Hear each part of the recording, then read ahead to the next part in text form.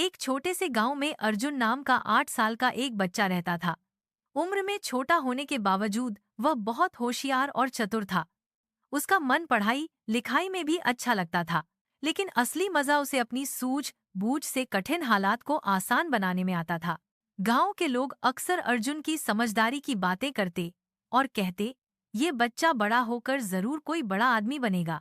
एक दिन गांव में एक व्यापारी अपने कीमती सामान से भरी गाड़ी लेकर आया। उसने गांव के चौक में दुकान सजाई।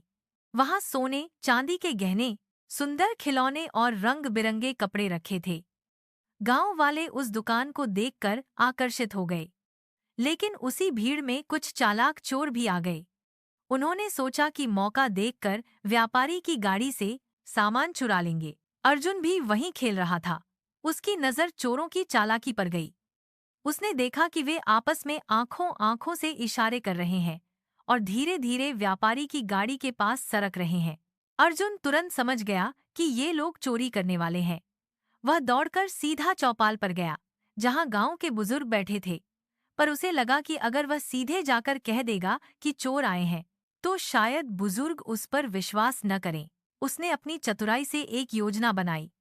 वह जोर जोर से चिल्लाने लगा, अरे देखो, देखो, व्यापारी की गाड़ी में सांप घुस गया है। गांव के लोग चौंक गए और सब भागते भागते व्यापारी की गाड़ी की तरफ दौड़े। चोर जो चोरी करने वाले थे, अचानक भीड़ देखकर घबरा गए और भाग निकले। जब लोग गाड़ी के पास पहुंचे, तो व्यापारी घबरा गया और उसने सामान इधर उधर हटाना शुरू किया। उसे कोई सांप नहीं मिला। तभी अर्जुन हंसते हुए बोला, सांप तो नहीं था, लेकिन चोरी जरूर होने वाली थी। मैंने उन आदमियों को गाड़ी के पास चोरी की नीयत से जाते देखा था। अगर मैं सीधे कहता तो शायद कोई ध्यान न देता, इसलिए मैंने सांप का बहाना बना दिया। सभी गांव वाले अर्जुन की चतुराई देखकर दंग रह गए। व्यापारी ने राहत की सांस ली और बोला, बेटा, अगर तुम न होते तो मेरा लाखों का नुकसान हो जाता। व्यापारी ने अर्जुन को इनाम के तौर पर सुंदर किताबें और एक लकड़ी की पेंसिल बॉक्स दी। अर्जुन बहुत खुश हुआ, क्योंकि उसे पढ़ने लिखने का शौक था। गांव के लोग भी उसे दुआएं देने लगे। गांव के बुजुर्ग बोले, सच में समझदारी और चतुराई से बड़ा कोई हथियार नहीं।